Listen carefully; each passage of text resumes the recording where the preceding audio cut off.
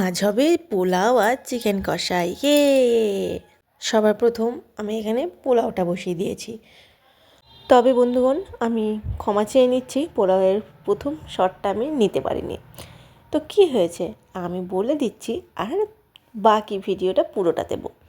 একদম শর্টকাটে আজকের পোলাও বানিয়েছি। বাসমতি চালটাকে ভালো করে ধুয়ে ভিজিয়ে ঝরঝরে করে নিয়েছি। তারপর কড়াইয়ের মধ্যে কাজু, কিশমিশ আর সামান্য একটু হলুদ আর গোটা গরম মশলা দিয়ে ভালো করে নেড়ে চেড়ে নিয়েছি। তারপর ঝরঝরে করে ধুয়ে রাখা বাসমতি চাল দিয়ে ভালো করে নাড়াচাড়া করে ডবল জল দিয়ে দিলাম। 1 বাটি চাল হলে 2 বাটি জল দিয়েছি। ঢাকা দিয়ে দিলাম অর্ধেক সেদ্ধ হওয়ার জন্য।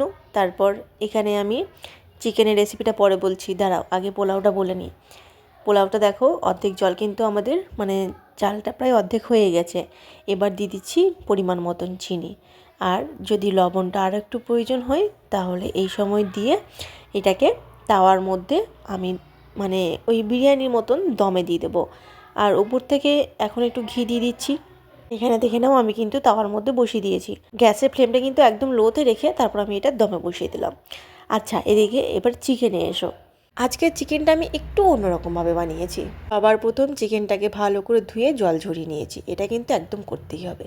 তারপর টক দই অনেকটা দিয়েছি, একটা টমেটো, বেসিক কিছু মশলা, হলুদের গুঁড়ো, জিরে গুঁড়ো, ধনে গুঁড়ো আর কাশ্মীরি লঙ্কার গুঁড়ো, ব্যাস। আমি এখানে কিন্তু লাল লঙ্কা গুঁড়ো নিইনি। তারপর আমি এখানে কিন্তু একটু ধনে পাতা বাটা দিয়েছি আর কাঁচা লঙ্কা বাটা দিয়েছি। তারপর এখানে আমি ভাজা পেঁয়াজটা দিয়েছি, পেঁয়াজের বেরেস্তাটা, আর পেঁয়াজের যে বেরেস্তার তেলটা সেটা দিয়ে 1 ঘন্টার জন্য চাপা দিয়ে রেখে দিয়েছি। আজ আমি একটু কড়াই চিকেন বানাচ্ছি, তাই একটু প্রসেসটা একটু আলাদা করেছি। তবে প্রসেস আলাদা করলেও আলু না দেওয়া হবো না। আমার কর্তার একটু আলু চাই। যেহেতু বেরেস্তা দিয়েছি তাই কিন্তু আমি আর পেঁয়াজ দিইনি। যতটা পেঁয়াজ দেবো আমি সবটাই কিন্তু বেরেস্তা করে দিয়ে দিয়েছি। এবার তেল গরম করে শুধুমাত্র একটু গোটা গরম মশলা দিয়েছি। তারপর ওই যে 1 ঘন্টা দিয়ে ম্যারিনেট করে রাখা চিকেনটা দিয়ে দিলাম।